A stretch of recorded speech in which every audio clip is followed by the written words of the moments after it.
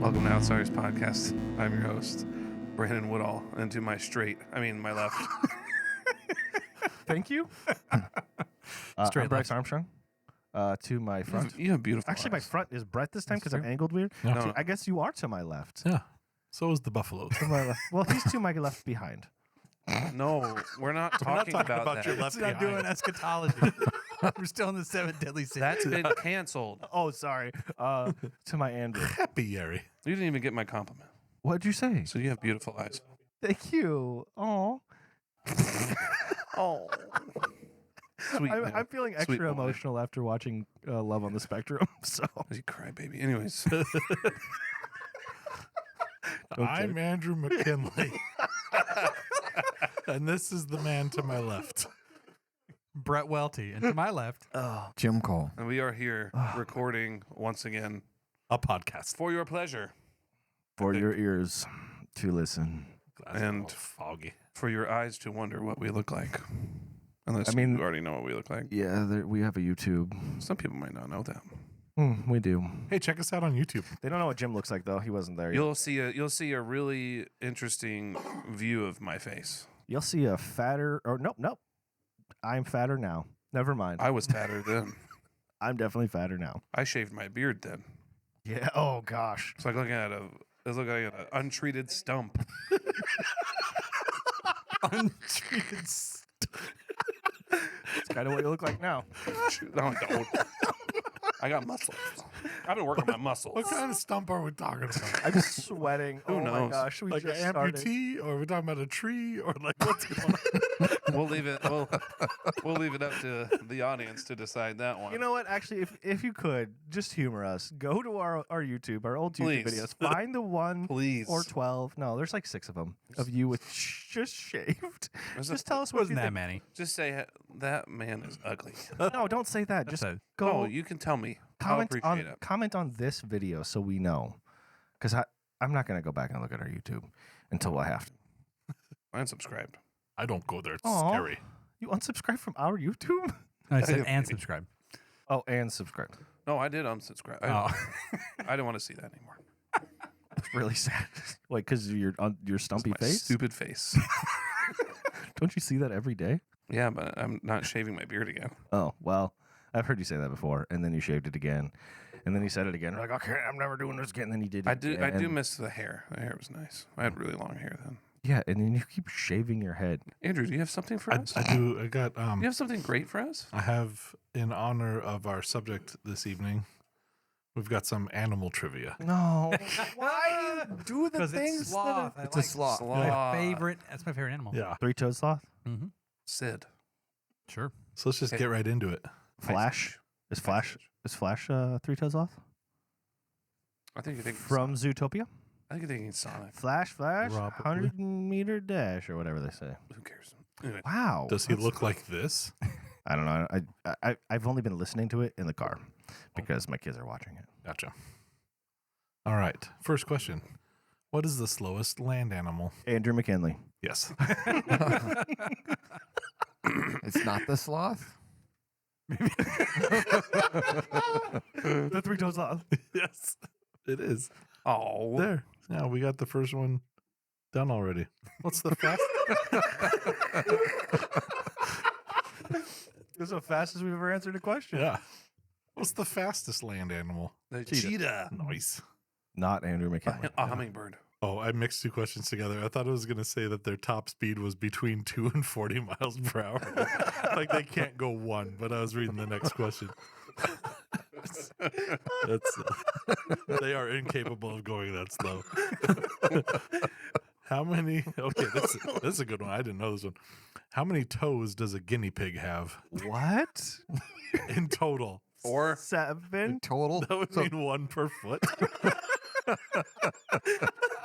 Let's go 16. I'm saying 7. I'm going to say 3. I'm going to say 21. 3? Or 21. 3 times 4 is not 21. 7 times. I'll take 7 a foot. 21. I mean, 28. 40. the answer is 14, Okay. Oh, Jim was so He was close. close. which means that they don't have. So there are 4 on their front feet and only 3 on their back. Oh. Yeah. Weirdos. Yeah. Gross. Who designed this thing? The Lord. The Lord. People there. He designed this. He their had feet a for reason. purpose. He had a reason. Just like when he made ants, he's like, they're going to be so strong. But so Or tiny. kangaroo. Or kangaroo. Oh no, those are scary. Yeah, they're scary. Kangaroos square up. Which animal has the highest resting blood pressure? A bear. Me. Highest resting blood pressure? like the highest like healthy blood pressure numbers. I don't know. Oddly specific. It's a land animal. Can you give us a category? Because this is so vague. Is it a biped? Quadruped.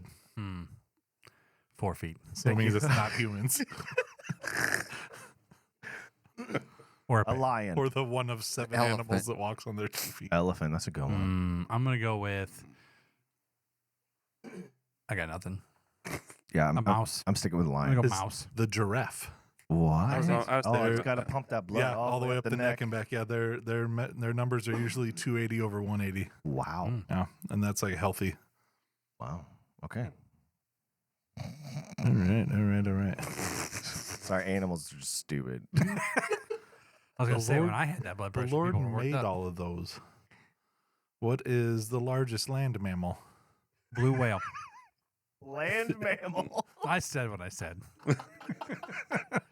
If you try hard enough, you can make a whale a land animal. You're just a quitter, Bryce. You're just a Yeah, quitter. quitting. You're right. You're right. I'm sorry. Please forgive me. Elephant. Yeah, it's got to be an elephant. It is an elephant. It's a specific one. A woolly mammoth. Yes. No. They're coming back. Was though. it the African elephant? The African bush elephant. That's right. Yep. Jim got that one. Good job, Jim. Dang. What's the smallest land mammal? A mouse. No, they're smaller ones. What's that little? Hummingbird. No, it looks like a mouse. It's Gerbil. It's got no feet. Oh. no smaller. Uh, It weighs like 2 grams. Oh my gosh. Naked mole rat. We're not talking about you. Those are actually kind of big. Jim's like heading Dung down beetle. the right path. Yeah, but- it looks like a mouse. It's really tiny. Weighs just a few grams. So it is actually a flying creature, but it's a mammal.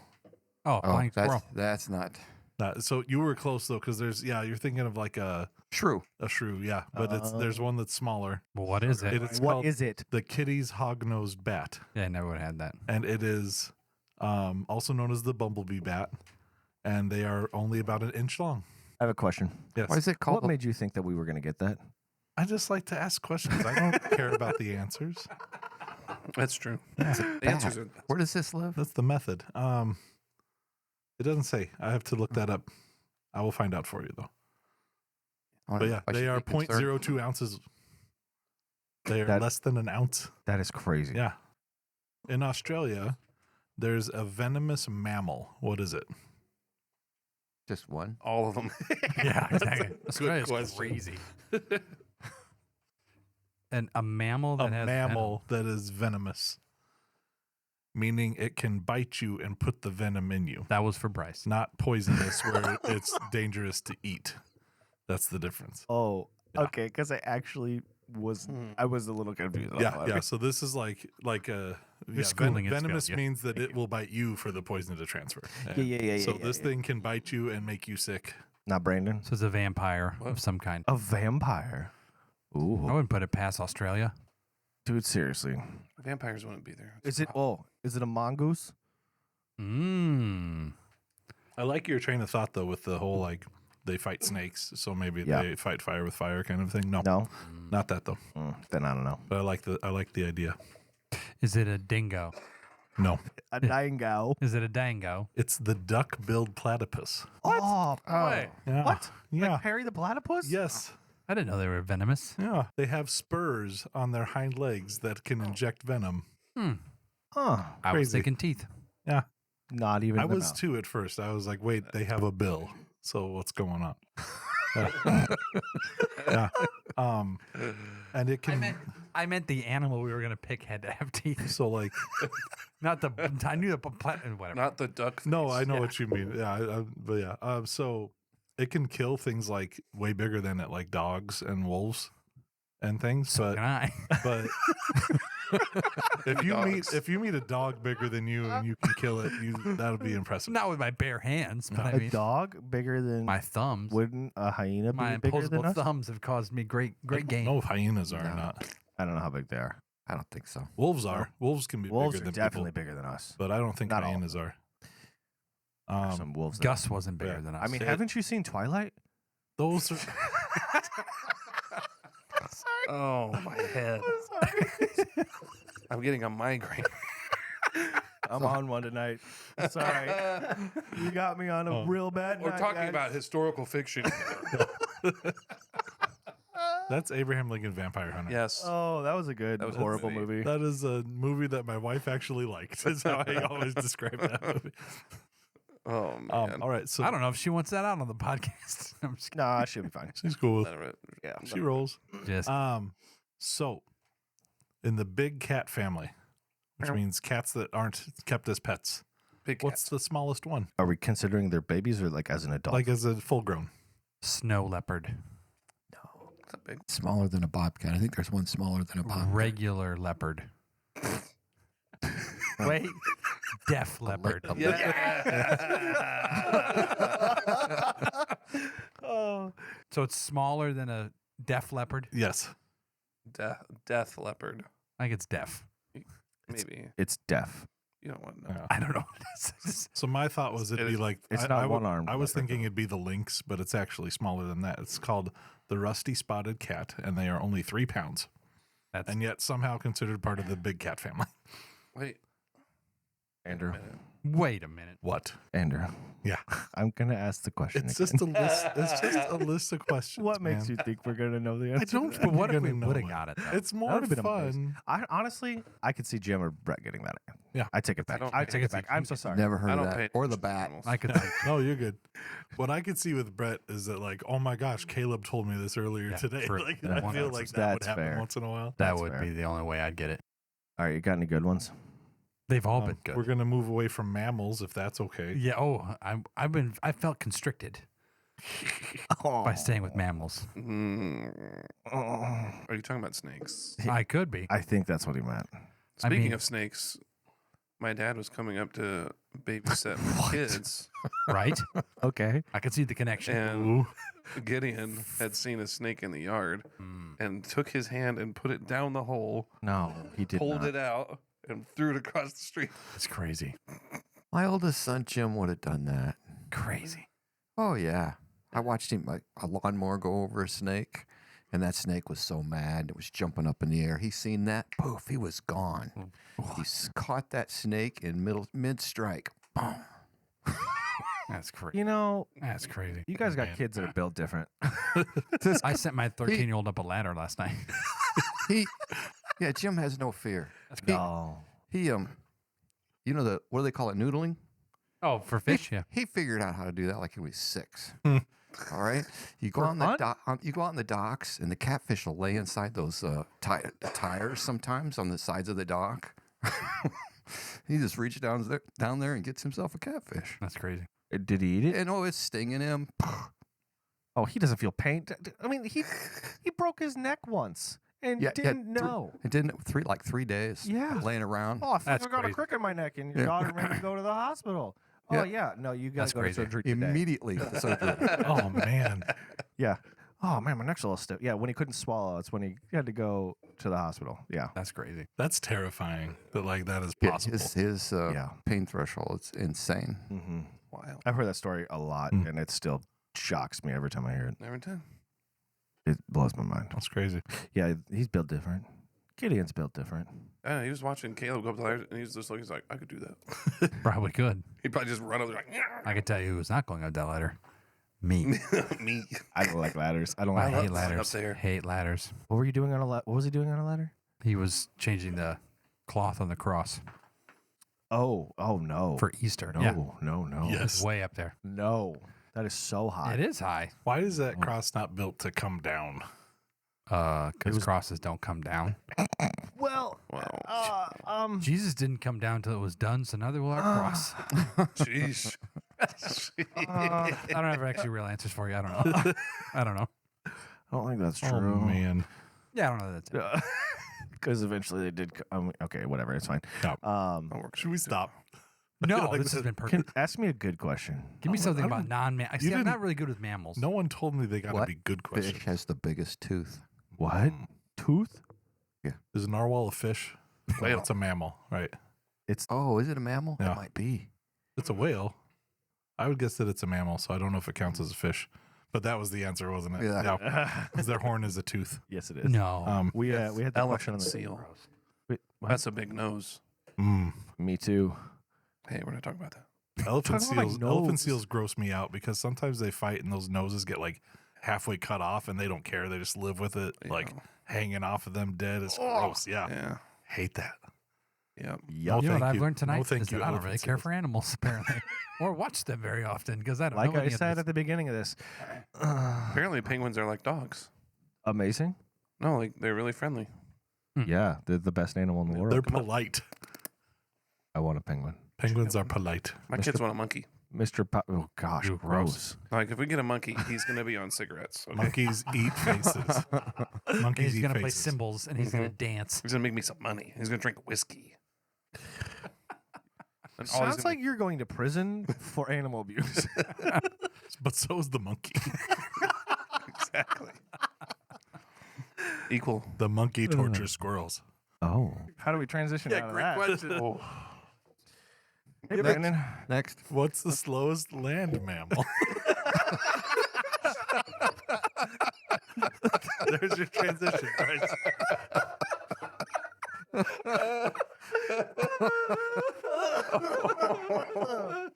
I'm trying my best not to laugh because I feel like I'm gonna have a fit. I got a cough drops. You want some? Oh, I can't even handle how Face great hurts a those little bit, those facts were. yeah. oh my god. That's why I do that to you, Bryce. It's fun, even if you sloth. don't know any of them. It's a sloth. Sloth. That's the slowest one. Ah. Talked about that at the beginning. And now we're ending it that way because we have to transition after that nightmare. But yes, we are on our final section of 7 deadly sins, which is sloth. We were going to do it last week, but Andrew didn't want to come.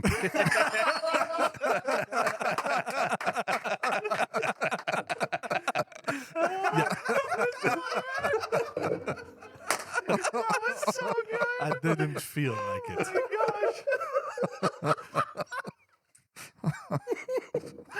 Oh my gosh, that was so good. It's funny because it's true. Not entirely true. We canceled last week to record this week.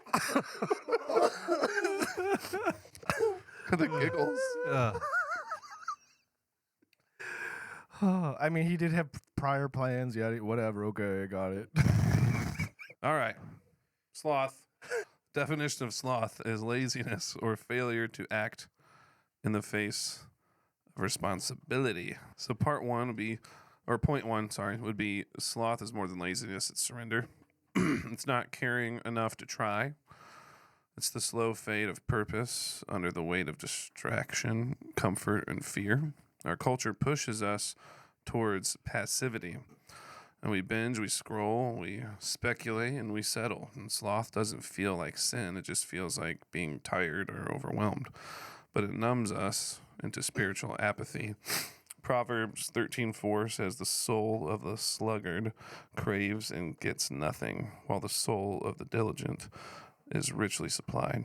So Richard Baxter says, "Idleness is the burying of a living man.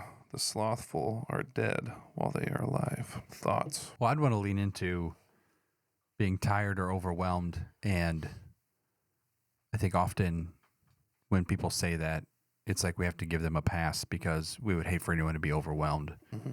But I guess, is there a place for, hey, this overwhelmedness, you've moved from it being a legitimate thing to a crutch. Yeah. And again, you can't It's hard to grade. well, you can't look at something and be like, that's definitely like sinful overwhelmedness. Like you're putting off your responsibility. So it's hard to identify. But I think if it's something that we could identify in ourselves or should be looking for in ourselves, Mm-hmm. because it's easy to be overwhelmed, but it doesn't. I feel like this is a hard subject to really nail down because there's so many different factors of why we might need rest. And rest isn't bad. Maybe Right. making an excuse to not doing something is probably bad. We never rest with the intent to put off the things that we already have to do. We can't rest our way through life and not accomplish or do the things set before us. Mm-hmm. So one benchmark would be, we need margin, or we need rest or Sabbath, or whatever word you want to use. But if your resting and Sabbathing leads you to not go to work on Monday or not pursue or do the things that you're called to do, I think that then we're getting into something that is deeper than just rest. It's becoming, surrender, like you wrote in point 1. We're surrendering our work ethic, or we're surrendering our call to do something. Mm-hmm. I don't know, I was vamping, but no one seems to be leaning into their mics, so I don't think anybody has anything to say. Well, why are we so apathetic? Why are we so slothful to tackle this topic? I think, you have to make that phone call you really don't want to make. There You you feel overwhelmed. The reality is you just don't want to make that phone call. You don't want to face the music. And if it has a sense of being overwhelmed and even heavy, to the point of maybe feeling tired kind of thing, because you need to have a conversation with somebody, or you need to get information you don't want to do, and so we procrastinate. We put it off. We kick the can down the road, if you will. Yeah.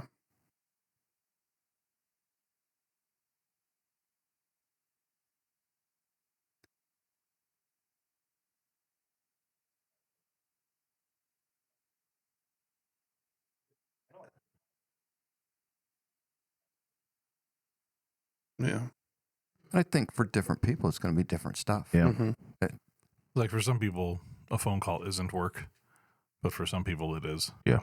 No, I Just know. yeah, just like especially like anxious people. I think that don't some kind of I'm incredibly anxious. What are you talking not about like interpersonal stuff though. You can talk to anyone. Yeah, no, that doesn't bother me. Yeah. I think that it manifests different for everybody. Yeah. Mm-hmm.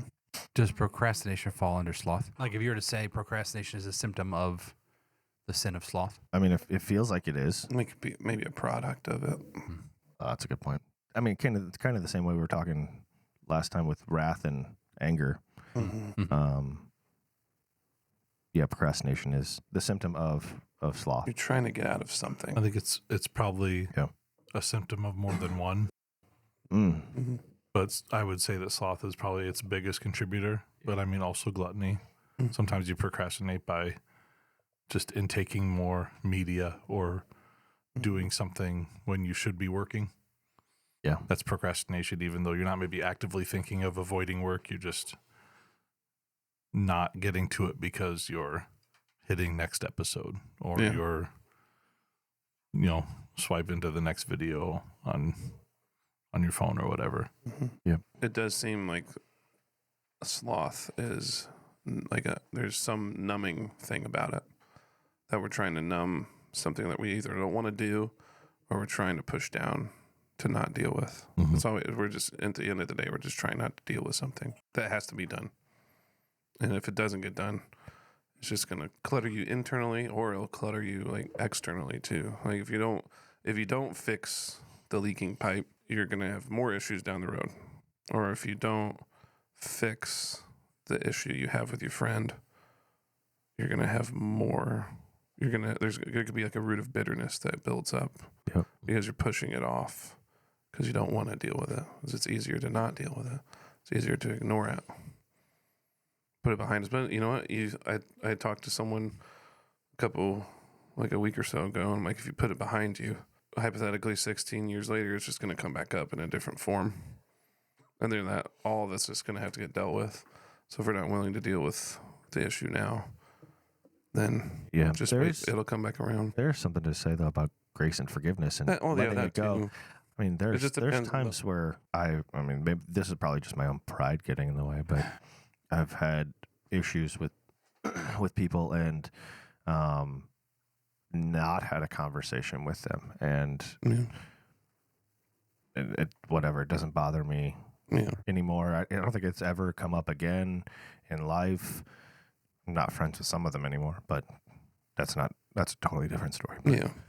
Yeah, I don't think sloth and putting something off or versus overlooking an offense or giving it to the Lord are the same thing. I think that's one way to deal with it, is to give it to the Lord and to just say, I'm going to forgive and forget and let it go. Yeah. That is doing something. I think procrastination or sloth would be, I'm still mad about it, but I don't want to restore. I don't want any restoration. I'm still mad about it. I'm not going to forgive them. I'm just going to remember. I'm going to hold it over their head.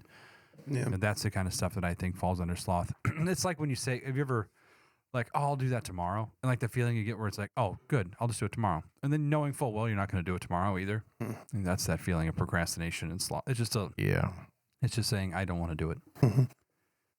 The proverb you gave us, right? The soul of the sluggard craves and gets nothing, right? Kind of, we tend to drop off with the gets nothing, but there's this concept of craves. In other words, there's no drive. I don't have a drive. There's nothing for me to work towards. So therefore, I just don't work. Right? I don't have a goal. I have nothing. To do a task isn't necessarily a goal. It's nice to get the task done.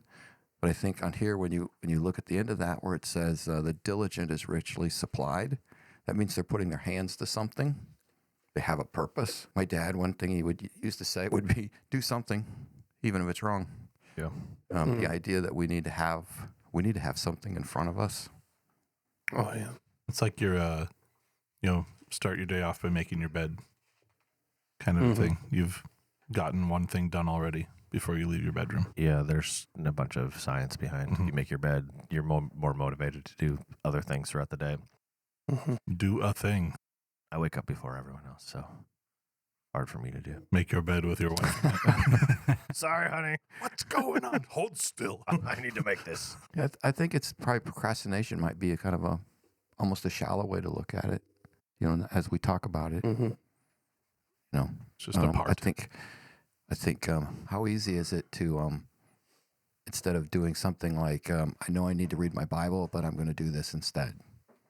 And so we start to replace that which is really important with things that really aren't important. Or I'm just going to play this one more game, one more time. I'm just going to scroll just a few minutes longer. And it kind of goes along with that proverb where kind of like a door swings on a hinge and you just roll over. Yeah. So just, I think from the beginning, it's just numbness. You're numb. There's nothing driving you to move forward. Or, which I think we see an epidemic of that since the 2020s. Since 2020, Yeah. COVID. There's just been a sense of, I give up. I'm not going to try. Yep. There's no point in trying when everything's falling apart. COVID ruined a lot of people. A lot of young people. Well, and they just bought the lie, the sin that says like it's better to not do the hard thing than to do the hard thing. That's the sinful part of all this is, when I'm looking at the situation, if I don't do it, that would be better for me than if I do it. But the reality is, it's always better to do the harder thing or the right thing, whatever that is.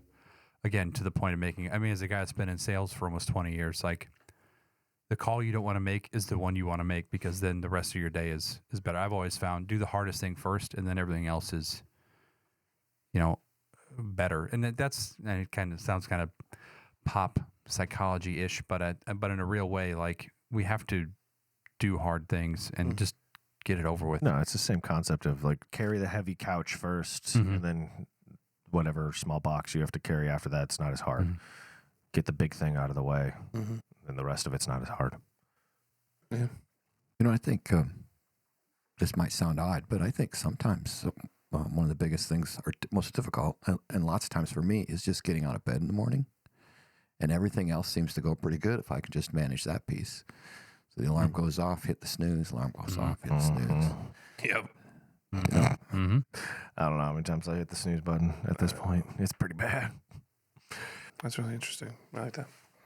Well, point number 2, sloth isn't about doing nothing. It's avoiding the right things. We've been kind of talking about that. So John Calvin said the slothfulness of men is such that they neglect the care of their souls. We talked about that a bit. When we just put off getting in the word or prayer or even participating at church in our groups, it can kind of become, we're just cruising through our spiritual life. And that's not where we want to be at. John Wesley said, "Never be unemployed a moment. Never be triflingly employed. Never while away time." And then Romans 13:11 says, "For salvation is nearer to us now than we were first believed." I think I need to get more context on that. I only put it. Can we go back to what is never while away time? What does it mean? So to while away is to just allow it to pass without accomplishing. Okay. Scroll a little bit longer. Yeah. Thank you. Kind of things we've been hitting on already. Got it.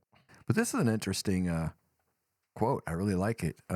Never be unemployed a moment. I don't think he's talking about a job. No, I don't think either. I think he's talking about don't ever go a moment without having something to do. Right. And don't let it be something that's trivial. So be doing something always and make sure it's important. Because employed doesn't necessarily mean hired by a company or person to be doing a work hourly. Employed is, so I mean, like if you're breaking the word down, like deployed means for something to have been fired off and it's done. Employed means to be actively engaged. And that can mean a volunteer work in ministry. It could mean something that you're not getting paid for. It doesn't mean be hired and getting money to do something. It just means be contributing, be making progress. Washing the dishes. Yeah. You are currently employed in this task. Yeah. If you're washing the dishes or if you're making your bed or if you're vacuuming or something like that. So I think for me, this one, I think the reason why I had a hard time starting this one tonight was because I didn't really know how it, like what texts would really help us get a handle on what is sloth. This one was the hardest for me. But then what we've been talking about, I think of Ephesians 5, look carefully then how you walk, not as unwise but wise, making the best use of time because the days are evil. Therefore do not be foolish, but understand what the will of the Lord is. So I think wasting time would be one area, not making the best use of our time. I think that's a real good biblical command that I think helps me better understand sloth and like what we're dealing with here. And then it gets me thinking, so is it a sin to misuse our time? Is that what that means? Is it a sin to misuse our time? I think like any other resource, if we're not being a good steward of it. I mean, so that usually when we think of stewardship, we think of money first. So at that point, you'd have to say like, if you're not tithing, that's a sin. Because we're commanded to tithe. So I would say that in the same way, we're commanded to be good stewards of our time. So to not do so, I mean, that's disobedience. So it's a sin. But I would also say that we can do all things that we do to the glory of God. And so it doesn't mean that we have to, like if we're not spending 23 hours a day reading our Bible, we're in sin. Right. I think we can, whether we eat or drink or whatever we do it to the glory of God. So we can redeem almost anything.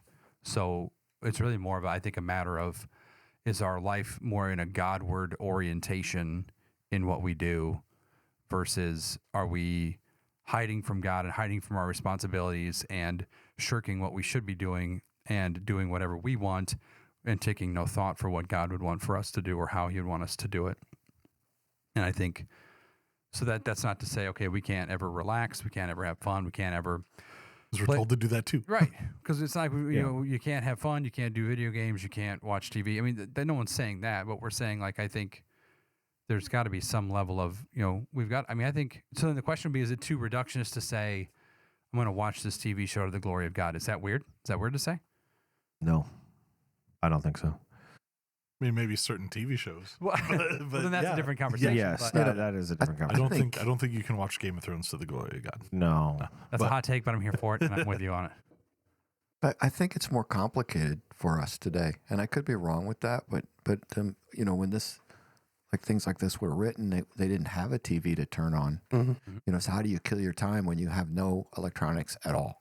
Period, and you're hanging out with people.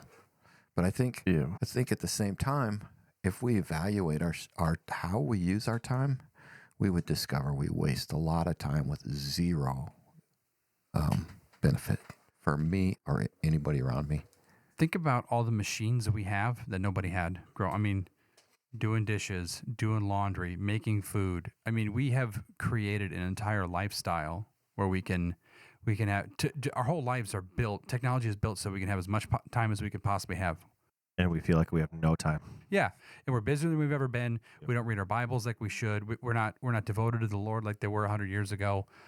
And that's not fair. That's a subjective take. But what I'm saying is, you would think, with all the technological advances and all of the menial work we don't have to do anymore, but we're finding that we just kill more time. I don't want to be a Luddite. I like technology, but I think that's all part of this. I just think it makes it more difficult. It does. Because, I mean, technically there's if we sleep for 8 hours and we work for 8 hours, then, we can have a couple hours for eating and showering. We start to have 5, 6, 7 hours a day that we have to figure out how to kill. And on the weekend, we got even more. Mm-hmm. We actually have a lot of time. We're probably not as busy as we think we are. Oh, yeah. I like to convince myself I'm busier than I am. I think that's what it boils down to is, oh, I'm so busy. I can't do this or that. I need to relax. I need to unwind. I need to decompress. Thank you. I couldn't think of the word. I need to decompress at the end of my day because it's been such a long day at work. My job is not hard. If I'm being 100% honest. Well, those aren't bad things. Yeah. To want to, but only you can decide if you're. I'm gonna tell you. That's right the now, point I'm making. I hit a certain point. And it's just lazy. It's just sloth. Mm-hmm. And it's something I definitely am working on. I'm fully aware of it, so it's not like I'm blind to it by any means, but it's something I have to work on every day. I think it's true for all of us. If we're just honest with ourselves, we have a lot of time, and to figure out how to fill that time to be productive. I personally find if I can get connected with some way that I'm held accountable. It may not even be somebody's holding me accountable. Going to a Bible study, though, I feel like if I'm not there, then everybody's going to know I'm not there. So I kind of have this natural accountability to that. Okay, so if I volunteer, I'm going to volunteer. I'm not going to just pretend to volunteer. I'm going to actually volunteer. If I don't show up, then I feel guilty so for me, that's one way that I can get past that in small areas of my life. That's really good. Yeah. That's really good advice. That's something as we all know, I'm a contrarian at heart. So when I'm pushed to do something, I want to do the opposite of it. No. And so I wonder if that plays a part in my slothfulness. It's like, you're telling me I need to do these things, so I'm just not going to do it at all. And that's pride too. That's a huge pride thing. It's all about pride. Yeah. But Romans 13:13. So we were talking about filling our time with good things. So let us walk properly, as in the daytime, not in orgies or drunkenness or sexual immorality or sensuality, not in quarreling and jealousy, but put on the Lord Jesus Christ and make no provision for the flesh to gratify its desires. And so it's doing that compare and contrast. Like a lot of bad things happen in the night. That's trying to give you that visual image. And so usually if we're bored, it opens, or we're just leaving our time open and not filling it with either good things, keeping ourselves occupied. Usually sin creeps in. And then that's when you see a lot of young men and women now like sneaking into lust or drunkenness or partying. I'm like, well, I'm bored and all my friends are drinking and they're sleeping around with each other. So I'll feel connected there. I'll be active, right? But I'll not be active in the right way. I'll be filling myself with sin at that point. And I think we have to guard ourselves with slothfulness, that we're not filling our time with sinful things that are contrary to what God asks us to do and asks us to be. But when you read that, so which one of those things in 13, 13, and 14 couldn't also be placated by social media? No, it's all social media. It's all on social media. Not in orgies or drunkenness, so the drunken stupor of doom scrolling. Mm-hmm. Not in sexual immorality or sensuality or quarreling. So there's Twitter, or jealousy. There's Instagram. And again, like that's totally like anachronistic where you're like, I'm imputing social media on a text that you shouldn't. But I think though the roots of those sins, I think one of the things with technology, we were talking about why it's harder for us is we have sin at our fingertips. We have access to knowledge and wisdom and growth and power, or sin, or drunkenness. Let me turn it off and scroll. Let me watch more shows. I mean, like, to me, the idea of drunkenness is the idea of being in an altered state because of something being impressed on me. So whether that's alcohol, or it's a TV show, or it's something else, like we have a real epidemic in our culture of it's socially acceptable to check out and check into something that is not reality, and it's making us lazy. So, and again, I hesitate to say it like that because it's like you can't read Instagram into Romans 13. But I'm just saying these concepts are potentially there if we're not careful. I think you're absolutely right. I think because of this time that we live in, some of the things are going to look different, right? But Solomon wrote about this in Ecclesiastes 1. He first paints a word picture of the repetitiveness of life, and then he goes on to call it a tragic existence, that we've been given a tragic existence. Then he goes on to say the ear cannot get enough, the eye cannot get enough, and then he starts to walk down some paths. One path he walked down was foolishness, the partying lifestyle, obviously in his life, the women, and he goes down these paths. And he comes back up the path and he says, hey, I went down there. There's nothing down there, right? And that's really with slothfulness, right? Like nothing begets nothing. So if I'm venturing down a useless path, when I get down there, what do I have? Nothing. Exactly what we went to look for. Right? I hit my target. Yep. And That's good. I love the end of 13 of Romans 13. Make no provision for the flesh to gratify its desires. Like again, that's another thing that we can make provision for our flesh very easily in this life. Like we have a lot at our fingertips. Like we have a lot of danger around us. I'm sure there are always dangers. Most of them back then were physical, right? Like robbery, mugging, but you've got cultural stuff too. I mean, all cultures have this, but. I mean, there's distraction even in Jesus' day. For sure. Even sexual distraction. It was all over. It was just out in the front, just like it is now. That's a Solomon thing too. Nothing, there's nothing new under the sun, right? These things are there. It's just, we have to be aware of what are the things that we're going to be up against in our life, just like they had to be aware in their, what are the things you've got to worry about if you're a 1st century Roman versus 21st century American. Yeah, just thinking through Ecclesiastes just dawns on me in chapter 3, because he goes on, right? He says there's a time for everything. Yeah, there is a time to relax.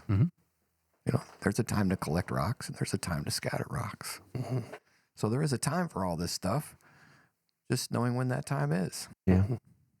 I think we if we try to compare past to future, we feel more virtuous now because most of our stuff is hidden and not seen. But I think that veil's being torn. And so a lot of people are seeing the nastiness of what the world has been. It hasn't changed.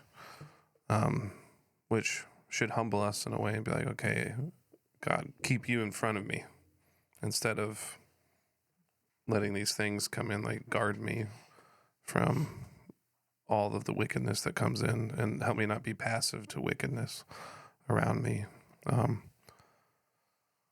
That's sloth it's not something I just don't think much of, but because I think of laziness, but I don't like the things that we've been talking about. I haven't really put to mind much. I'm numbing myself, which can be slothfulness. I'm replacing this with that, which could be slothfulness. It's challenging, I think, for me, because it's I have a deep problem with this. I have an issue with this one. It's also a lot of Western culture, even though you you're one probably more than most that fight Western culture. I'm all about Southern. It's Just kidding. it's That's not what true. I I'm from mean. Missouri, but It's like, hey, your culture looks pretty strong. Let me fight it. So even with that, still, I mean, things still. Oh, I mean, you still grew up here. oh, You yeah. still have that kind of thing built into you, and as much as we want to say, hey, I'm not a sloth. It's the more we talk about it, the more I'm like, oh gosh, creeps in. oh yeah, For me, it hides behind patience. that's Sneaky. interesting. That's very true. Because people will describe me as patient pretty frequently. But Yeah. it's one side of a coin, and the other side is passiveness. Mm-hmm. And I think every topic every one of the 7 deadly sins probably has that virtuous side to it. For wrath, it'd be, courage and standing up for what's right. You flip that to the sinful side, and it's rage and taking things out on people. For sloth, it's being a patient person. If it's from the Lord and it's through the Holy Spirit, it's good. If it's from you, it's probably laziness and passiveness and just not acting, sometimes out of fear or sometimes out of, just not caring. Mm-hmm. But That's interesting because it's almost like the answer can't be, well, the answer can't be then strive. Like strive like in your own strength to just make something happen, or strive in your own ability, because we can't do that either. That's some other sin of trying to work for whatever. probably So- pride. Yeah, so we can't strive, or we can't say, okay, well, I guess the answer is just I need to work harder and feel bad about myself because I'm so lazy. The answer has to be something more spiritual than that. It has to be grace empowered realization that we wait on the Lord. When we wait on the Lord, we act in the things that we know we're supposed to act in. Like we don't need to wait for a warm and fuzzy to read our Bibles, pray, seek the Lord, go to work, raise a family. Like these things, God's already revealed that. He's already told us that. So we don't need to wait. Is this the day that I start my Bible reading plan? No, yesterday was the day you start your Bible reading plan, right? Like God has revealed things. God reveals things to us. And I think maybe a safer thing to say would be, don't be slothful on the things that have been revealed. There are things about your life that are not revealed. What should I do for my next job? How should I do this? When should I do that? Those are things we might have to wait on the Lord for. We don't know. But the things we do know, we can't shirk those responsibilities. Get up tomorrow, read your Bible, pray to the Lord, raise your family. Like, I think the things that we know and don't do are the things that condemn us, not the things that we don't know and we're waiting on. We can wait on the Lord. That's fine. There's 1,001 reasons why we would wait on the Lord for anything, but there are 1,000 things in the scriptures that it's like, do it. Yeah. I can hide behind that too. Sure. Right? I'm waiting for the Lord to give me a job. Well, go make application or put out applications. Well, God said he was going to give me a job, so I'm going to sit here and wait for it. And so we can hide behind waiting on the Lord as well. Yeah. But you're right, and we need to lean into, and I totally agree, what we do know. Yeah. Mm-hmm. Right? Just make application. I like it's coming up, I guess. Oh. Just show up. Yeah, go ahead. Just show up. I think we make it too hard. I think one of the things that have set me free on like reading the Bible regularly is really my rule of thumb is I just have to read one verse every day. That's it. It's just hard for me to read just one verse, right? And then it grew from there. I think we need to give ourselves permission to take the baby step.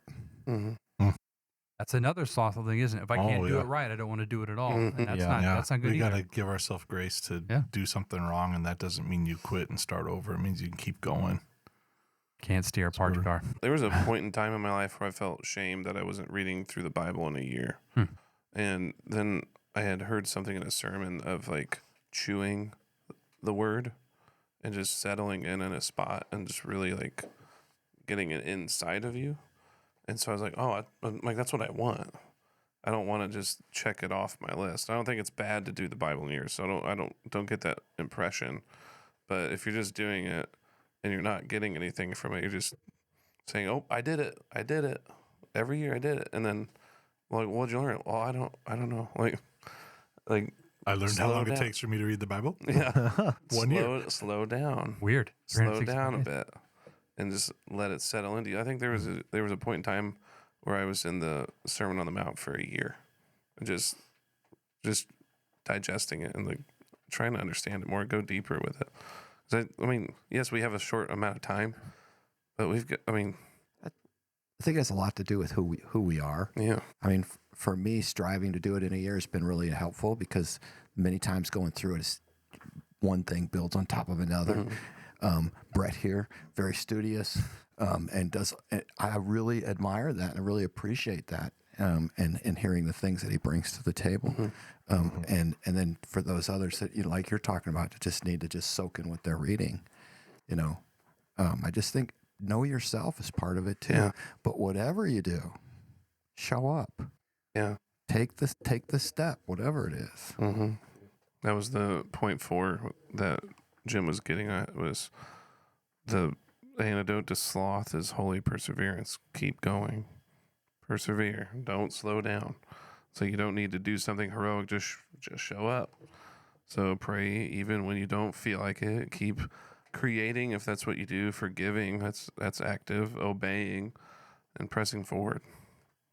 So Romans 12:11. Do not be slothful in zeal.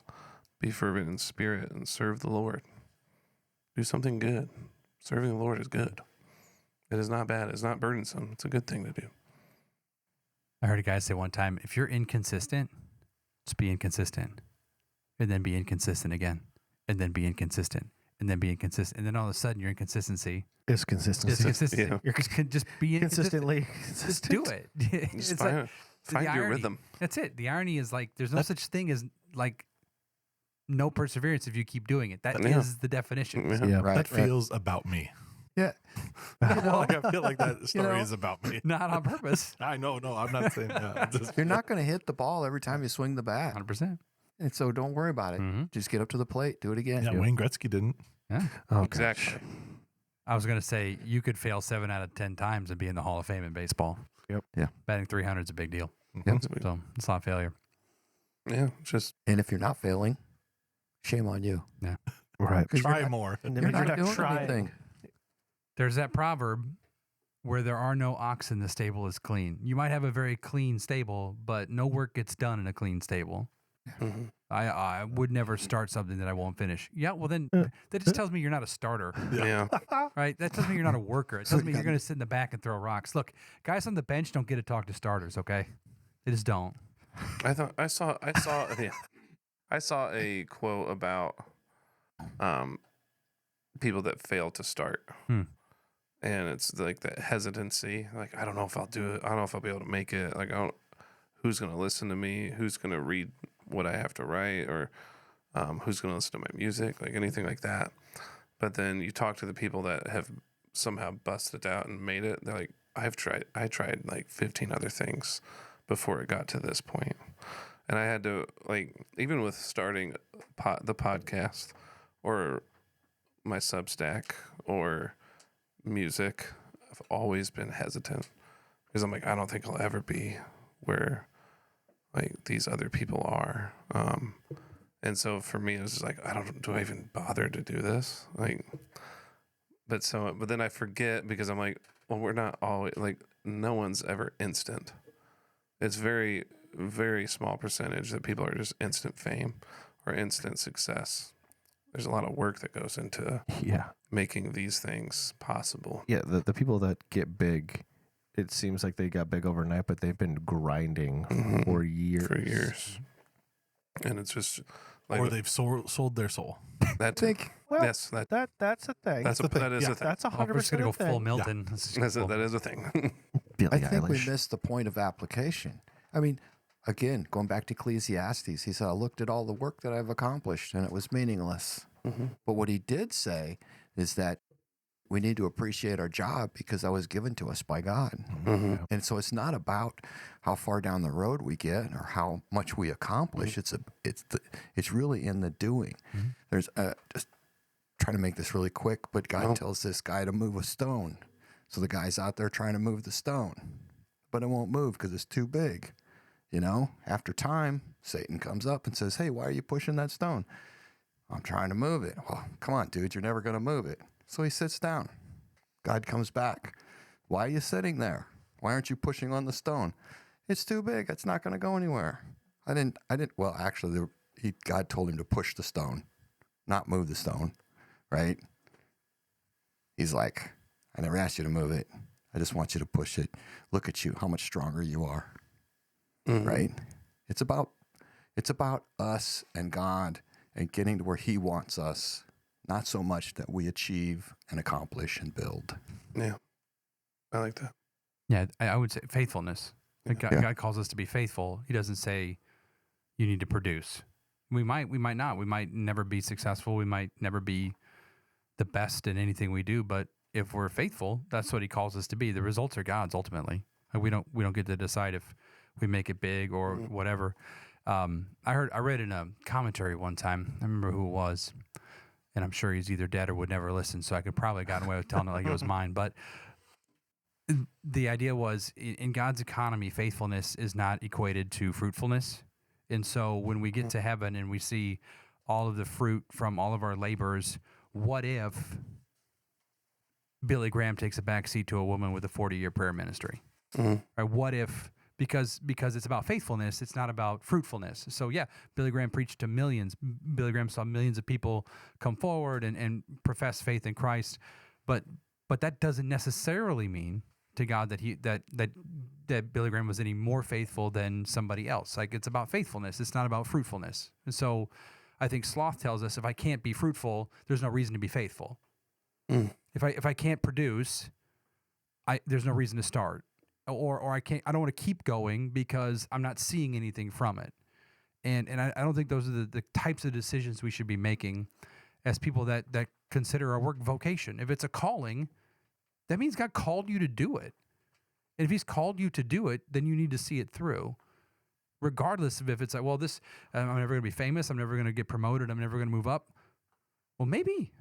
But like that was never the question. The question was, are you going to be faithful? Not are you going to be fruitful? Because we don't get to decide that. Yeah. Yep. There was a missionary to China. Maybe you guys know his name. I can't think of it. Taylor? Never had one convert. Something like that. Or 20 years in. Yeah, long time. Not one convert. Mm-hmm. Right? But he built a platform for those who came behind him. Right? He just revolutionized, really, China and the underground church and everything that went on there. But he himself, loser. Jim meant that sarcastically for those who No, couldn't see no. his face. Those who are listening, that was sarcasm. Yeah. I mean, that kind of follows suit with Moses never seeing the promised land. Like, Right? it's that same, he was obedient and he pushed and pushed and pushed and pushed and pushed. And I mean, by all accounts, he accomplished a lot, but he also like didn't get there. It really he only got 2 of the original there. Yeah, but Right. Out of 1 million or 2 million or some crazy does that number. mean he shouldn't have done what God told him to do? Like, Yeah. No, definitely not. That's good. That's good. I like that. Yeah.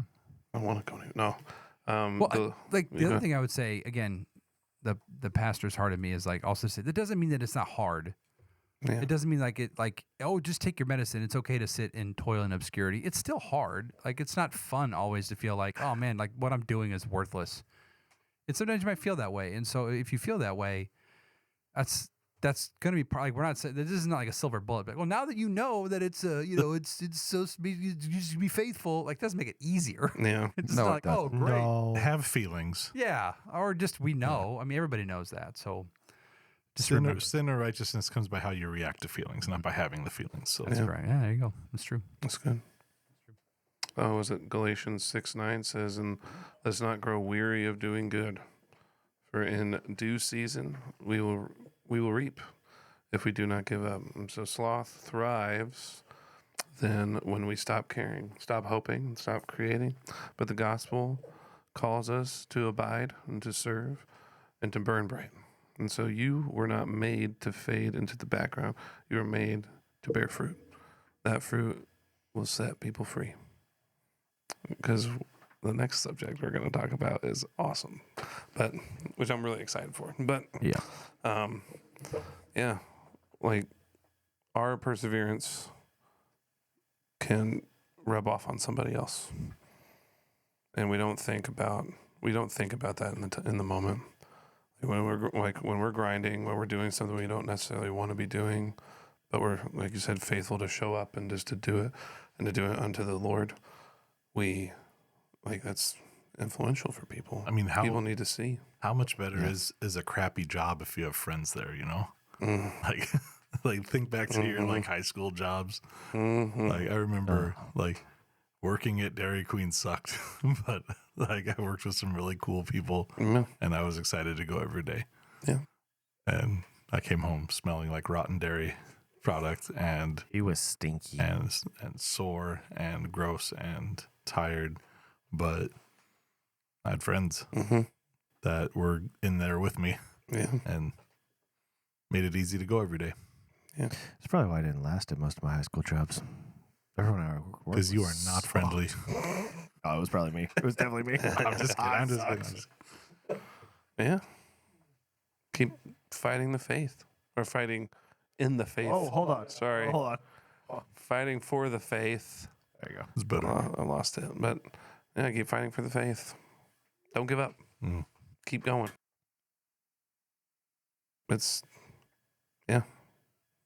Don't just settle. You don't need to settle. Just keep going.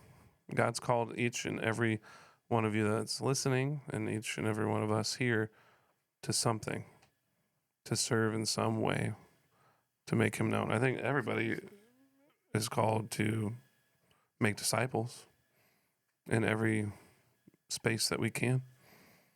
So we got to do it. And that's urgent. It's an urgent thing. We can't wait for someone to come to us. We have to go. We have to bear that fruit. People have to see it and ask us those questions. And so that we have an answer. And we do have an answer. Yep. We're called to go. Mm-hmm. Yeah. You know, we think of missionaries as being other people, right, that go to faraway places. For most of us, every time we go to work in the morning, we're stepping into our mission field. Mm-hmm. Every time. It's every day. It's interesting that we belittle that normal thing that we all do. We all work in some way, but we're like, but those missionaries are doing it. Like they're doing the glorious thing. They're getting they're seen, but it's not about being seen. It's just about doing. It's about loving God and loving your neighbor. I mean, Jesus, that's revolutionary right there. You're not dying to yourself and loving someone else instead. Because you've been given the key. You've been given a seat at the table already. Bring all the people that you can along with you. Don't give up on that. That's a big deal. And yes, you might have to work a job you might not enjoy, or do so, or maybe you won't see the fruits of your labor now. But when we're all together again, and you see all the people that you might have been an influence in, that's a great reward. That's a beautiful thing. That's a beautiful story. I think for a long time, when we were really focused on numbers, right? Getting people in our seats and growing our churches. And there was one point in time I remember distinctly driving up West 4th with Bethany. I'm like, I am so sick of worrying about how many people are here when I can't even influence my neighbors. I can't be an influence, and they don't even know that I'm a Christian. My kids I need to be training my kids up so that they'll come to know Jesus, and then their kids can come to know Jesus, and then their kids can come to know Jesus. That's generational. That spreads. I'm and you just forget about those things when we have such tunnel vision on the instant gratification of seeing something happen. But a lot of the apostles they saw a glimpse of something happening, but they didn't see what was to come. And we have to keep that mindset too. We're not any more special than they are, or they were. And just keep going. Don't give up on doing the normal things for the glory of God. And we have it easier than missionaries. Mm-hmm. We don't have to learn another culture. just walk out the door. You already speak the language. You already know the people. You already know the property taxes for your neighbor. You mean there are 1,000 things you know about your neighbor already Yeah. that you don't have to learn because you're swimming in it. Mm-hmm. And so, yeah, it might be quote unquote glamorous to be a missionary, but it's easier We also to meet people in your own context. We also don't have the fear of getting our heads cut off. Not yet. Yeah. No, not It today. could come. Maybe we'll get canceled on social media. Oh no. We already did. Persecution. Yeah. Our Fact, biggest fear cancel now is getting rejected. Yeah. Or mocked. Yeah, Make fun of me. it's easier to stand up once than it is to take it for years. So Oh yeah. Yeah. Oh, I get it. we all think we could take a public execution, but not being liked by somebody Mm. can feel way worse because that's a longer time. No, I get it. I Yeah. don't like not being liked. All right. Oh, I love it. I love it. I love it. Picture someone like on the headsman's block looking up. Are you mad at me? We're good, right? We're good. All right. Yeah. I think we're in it. Cool. Yeah. Well, I had a question for you guys before we end it. This always scares me. This Oh, no, it's not. It's isn't in the notes. It's nothing bad. So we've gone through all 7 of these sins. Since going through it, I know I've been pretty introspective of myself. I'm curious if you guys have felt the same in some Yes. ways. Definitely. Not in some help ways, the in lots of ADD ways. brain. Yeah. Sorry, ADHD brain. Not allowed to say ADD Thank you. anymore. Yeah, Well, that's sorry. the first time he's admitted he was wrong on that. I'm not admitting I'm wrong. I'm just conforming Thank you. and failing. I mean, the doctors, Yeah, the ones telling you you're wrong. I know. Shh. But yeah, I mean, having a list to like give context to identifying things, it helps me say, "Oh, yeah, no, I was much worse about that than I thought it was." Like, it's Yeah. good for the introspection. Mhm. Yeah, I've had a lot of thoughts on how envious I am of others, how greedy I am. God's humbled me pretty hard on my greed. So I'm like, oh, all these things are happening, and I have to just dump money. Well, I guess I shouldn't be attached to it. And that money doesn't bring my happiness. No, it's also just money. You can't take it with you. Yeah, it's all gonna burn anyways. But I think I don't know. If I've been really introspective of this, I'm really excited for the fruits of the Spirit. Mm. And Yeah, Grow this has all got me really excited for talking about the fruits of the Spirit, because the way to combat all of this is with the fruits of the Spirit. Yeah. So it's pretty cool. You got something? Yeah, he does. I was just going to say, if we say we have no sin, we deceive ourselves and the truth is not in us. If we confess our sin, he is faithful and just to forgive us our sins and to cleanse us from all unrighteousness. If we say we have not sinned, we make him a liar and his word is not in us. I think one of the gifts of being a believer, and I think what John is saying in 1 John is one of the marks of being a believer, is realizing and seeing more and more of your sin as you get older. I don't think we become greater sinners as we grow in our faith. I think actually we sin less, but we're more aware of it. Mm-hmm. The more we walk with the Lord, the more we know his scriptures, the more we see more, we're less ignorant to our sin. And I think spending 7 episodes talking about 7 specific sins and trying to work them out, I think helps us be less ignorant of our sin and helps us to realize, okay, yeah, I need more help. But the good news is the grace is still there. The forgiveness for the sins are there.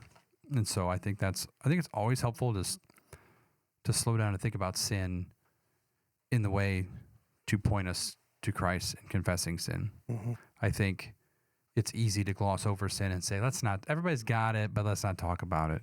Mm. But I think spending this much time just looking at sin and categories of sin is helpful, so that then it makes going on to the fruit of the Spirit that much more impactful, because it's like, oh, we know what we need, but now what do we got?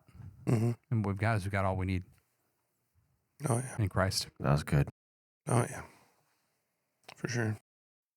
You have any more, Jim? I just think the awareness of it, I think we need Brett said, we need to be mindful of it. Definitely hope I'm sinning less. Mm-hmm. You know, I think it's built a resolve. I'm going to say it that way. My resolve is growing in things of what I need to do, what I shouldn't be doing. Yeah. I felt that too. That drive to be like, okay, I don't need to do this anymore. This is old. Like, Looking for something productive to fill my time. Even if it's a small project, maybe even, but it's productive. Was it Spurgeon that said the idle hands are the workshop are the tools of the devil? Mm-hmm. It's good to be busy. Yeah. I think we all have busyness. If we have kids to try to raise up in the faith too, that's urgent. I think it's just I think it's for me it's just I've seen the web of what forms that sin takes in my life, because it's not as black and white. Like there's a lot of dark hidden things. I'm like, oh, that's a part of this. Like it's like the category thing. It's helped me categorize. Like, I think this might be a deeper root of this or this, and so that's helped kind of combat sin for me. Like I'm like, oh, I know where this leads to now. Like it's like if you're, soldiers need to know what the enemy uniform looks like, and I think this helps identify more things than we knew before. Oh yeah, for sure. We are more profoundly sinners than we've ever thought possible. But the next series is the grace that we receive is more profound than we can even imagine. Oh yeah. Yeah. I know what I'm supposed to do and I don't do it. I know what I'm not supposed to do, and that's the very thing I do. It's this battle that goes on inside me. But for the grace of God. Oh yeah. Beautiful. We finished it. We did it. We did it. We've solved all the problems. We can put it to bed. We established all of the problems. We established everything. We pointed out all our issues. Oh yeah. I think we can put it to rest for a little bit. It'll come back up. No worries. But In a week. or tomorrow. Yeah. You have tags for us? Yep. I said I was going to script it, and then I didn't. Brett and Michael Cam. Oh, yeah. Elect Exiles. Wonderful to listen to. Wonderful. Still on sabbatical. Still on sabbatical for a short amount of time, but don't worry, they got. Or if they'll email you here ideas for content, I'll take them. So email the outsiders. Wait, what? The whole reason why I don't do anything is because I don't really have anything to talk about. Or I haven't really narrowed down like stuff that I really think would be interesting for people to listen to. Oh, I got you. I understand. Either way, have people still email me. great. There's a big old log of stuff you can go listen to. Brandon's got a Substack. He's posting. I don't even know. Often. Twice a week. Twice a week. I don't know what day. It's always a surprise. Mondays and Fridays. He usually. says that. It's always a surprise. When And you know what? I am giving a treat. I'm going through. Is it chocolate? I'm going through the fruits of the spirit already. I thought you said tree, not treat. I got a Earth Day is this. I have a title for it too. Oh, Yeah. okay. But no, you go ahead. I'll do Okay. that later. Anyway, his Substack's there. We are on Instagram and Facebook. X, we're still banned from. Yes. That feels good. It feels right. We are a robot. We I like are a bot. I love it. And I sent them- prefer just to say banned. Yeah, we're banned. Yeah. For now. We're not real. And then. Get it together, Elon. Can they still buy us a cup of coffee, Bryce? Oh my gosh! I clearly am a missing. I just thought of that because I looked at my coffee cup. We would love we've got coffee. Our Patreon. We've got our Buy Me a Coffee. You can absolutely do either one of those if you feel led to donate. We've got things we need to purchase, so to make this easier, there's some. We're moving to a new room. Yeah, we need. I would have said studio. It sounds cooler. We are moving to a new studio. Say it again. We're moving to a new room. Whatever, Brandon. We're moving to a new studio in a bigger room. Yeah, that's true. in a bigger room. Yeah, I got to build So, it, but that's it's a fine. matter of time. If you need help, Noise. let me know. It's yeah. mostly I'll come- painting and I will paint. putting Oh, up. don't. I'm better at don't, painting. don't. Hey, I'm better at painting these. I don't like that room Don't. color. No.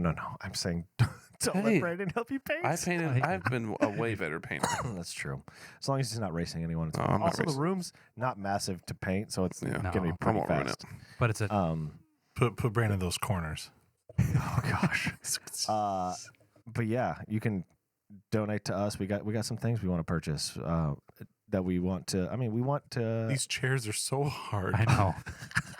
I feel bad about that. Just kidding. Hey man, I got a couple schools on the hook. If I land one, maybe I'll be able to buy some tickets to one. Not just that. It's like we want this to get as far as possible. As far as the Lord wants to take it, we want it to get there, and it costs money. And unfortunately, we're not all loaded rich. So if you'd like to see our faces, we'll bring back video. Yeah, we will bring back video. It's just gonna again cost more money. And then we gotta buy makeup and personal trainers and dresses. Buy Andrew a towel because he's gonna be sweaty all the time. All the time.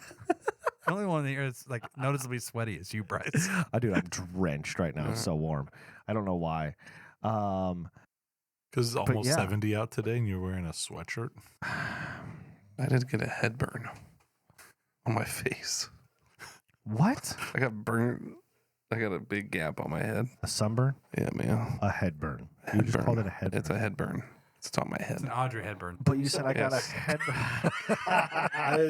I was in my head and I let it go. I was like, no, that won't land. And then it did because you said, just let me speak the way I want to. You said you got a head burn on your face, though. Yeah. Right. I got a big face. Because the face is on the head, Bryce.